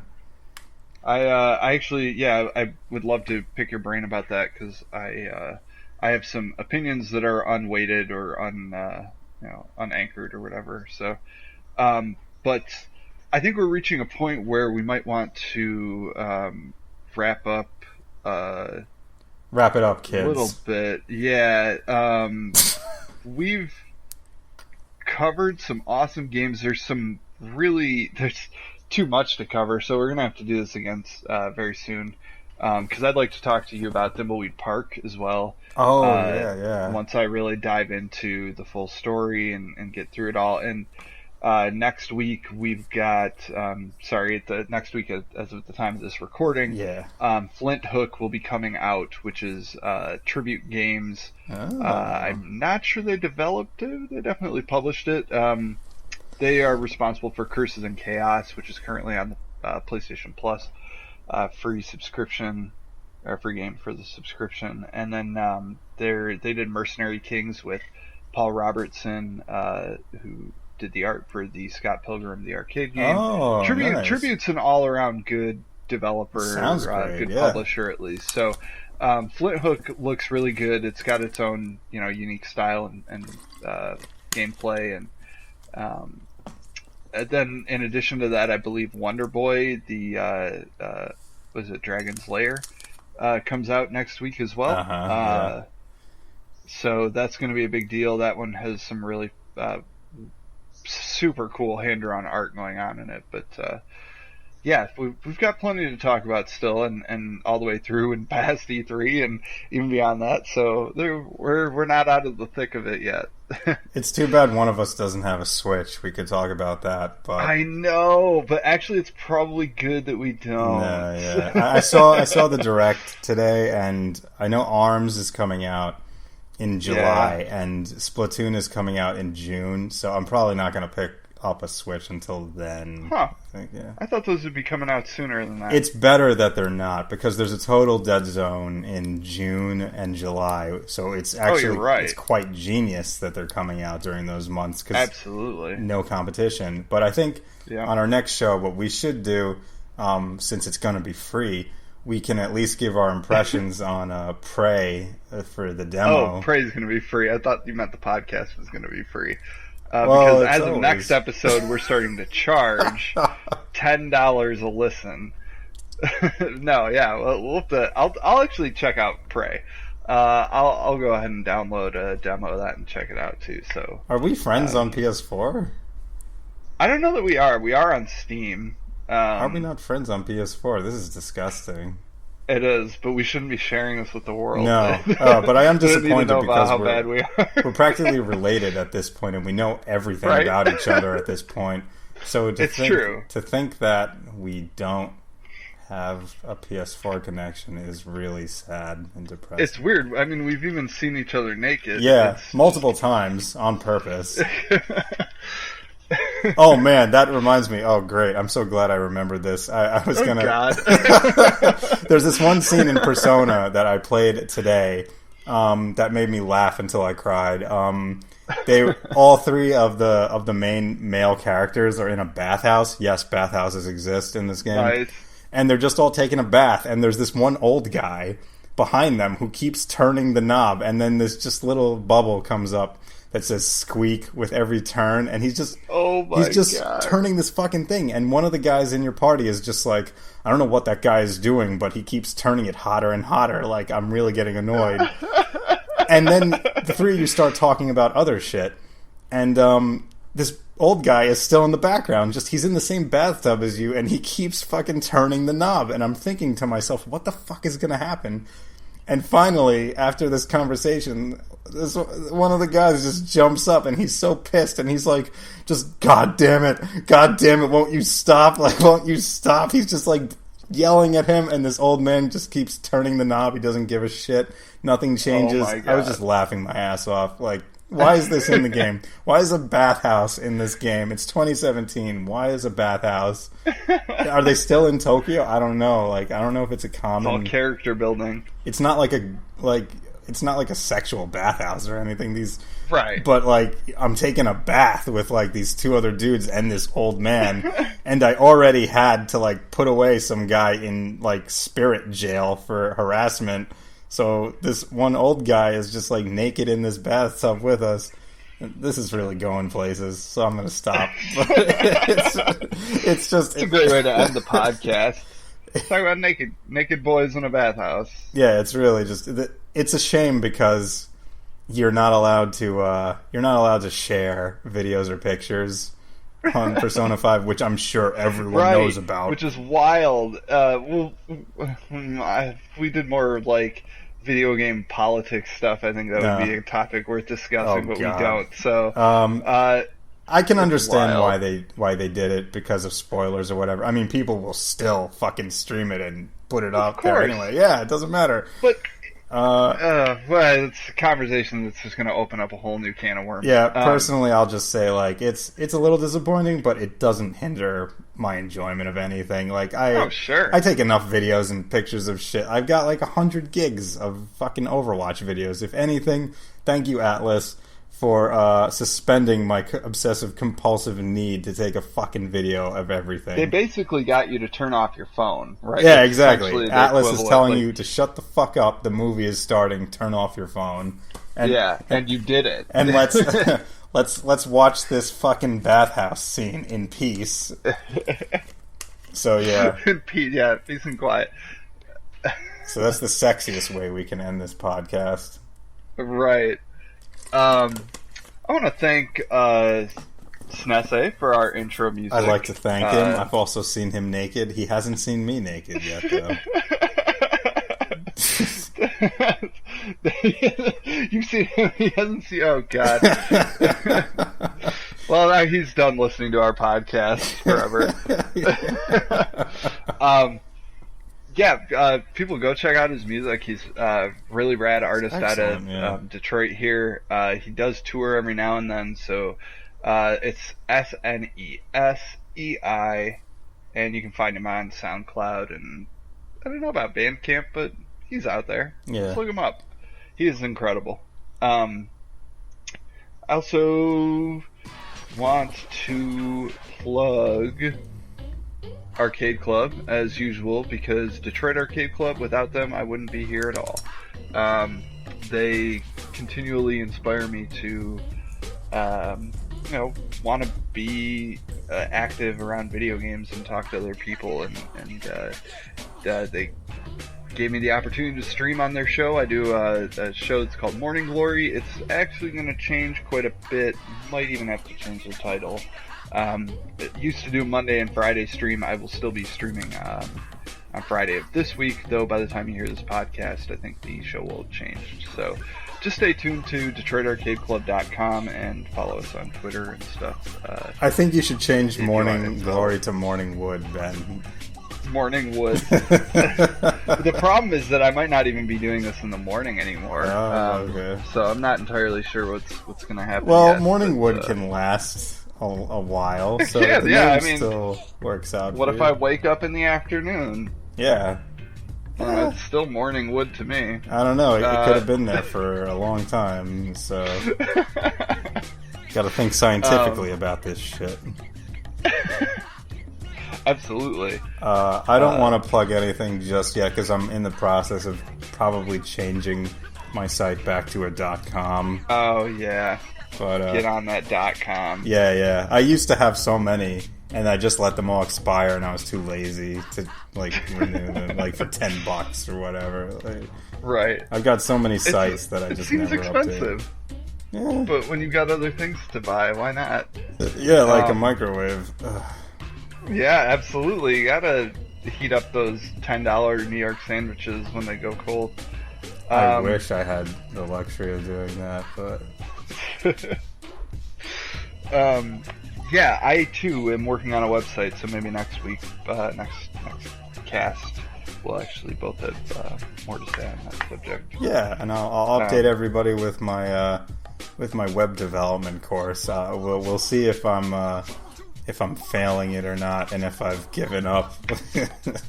We'll see. Maybe I'll be able to code shit for Suda 51 in a few years. Who knows?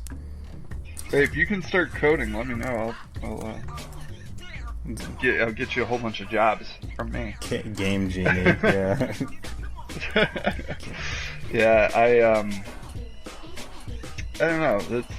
I'm trying to work on some, more art-related stuff. I had all these great ideas for doing reviews. I honestly, Steven, you're an incredible writer, and people, please go check out his reviews. You even have a little YouTube channel going on. My YouTube channel is vile, and and it's a miracle that the people at my job haven't disowned me for checking it out. It's just me making terrible jokes over the 100 or so Overwatch videos I have, and then there's just a bunch of Yakuza and Hitman videos. It's nuts. It's stupid. I watched some of your Night in the Woods ones that I found funny. Although you didn't have any voiceover on that one, so yeah, I don't usually voice over that stuff. Yeah, I don't. If it's as clean and pure as Night in the Woods, then I don't want to muck it up. Right. Yeah. Oh, what a wonderful game. Oh yeah. I actually continue to hear from people that say that that's been a wonderful adventure for them. So I'm happy to continue to spread the word. That is still my number one game of the year. Night in the Woods 2, Electric Boogaloo, also coming to Switch this Christmas. Night in the Woods 2 will feature... The reason I get one. Will feature Greg and Angus and their journey to the moon. And stop teasing me. I would love this game. It's just going to the moon. What the fuck? Yeah, it's DuckTales. It's that one stage in DuckTales, the game. Except it ends when stage. Greg just stabs a duck or something. I don't know. Well, thank you guys for listening. Yeah. Leave us some reviews, ratings, whatever you want. Thank you for listening. Will help us out. But if you made it this far, thank you. If you made it this far, yeah, we congratulate you. Yeah. Give you applause if it wouldn't peak the mic 100 million times. Yeah, and also on that subject, I think this will hopefully be the last podcast with this junky mic. I won't sound like I'm phoning it in from on a radio show. Hopefully next time. So I dig the old-timey radio show vibe, though. I kind of do too. There are some quality issues with it that just can't be dealt with after a while. But I mean, I'd love to hear from other people on what they think of our show and what they think of our sound. We're very much a work in progress and always willing to try new things. And if you've got good suggestions, I mean, we're not going to try everything in its mom, but we'll definitely get a little taste. Did you say try everything and its mom? Yes, I did. I'm going to use that from now on. That's fantastic. It's terrible. Oh my Please God. feel free to use that all you want. Holy shit. That's how we should go out on this episode. Thank you all for listening. Go ahead, try everything and its mom. All right. I think I'm going to sign off on that. Thank you for... Yeah, you're the sign-off king. You should actually give the proper sign-off. Okay. I'm signing off now. Goodbye, everybody. Have a great night, everybody. Toodaloo.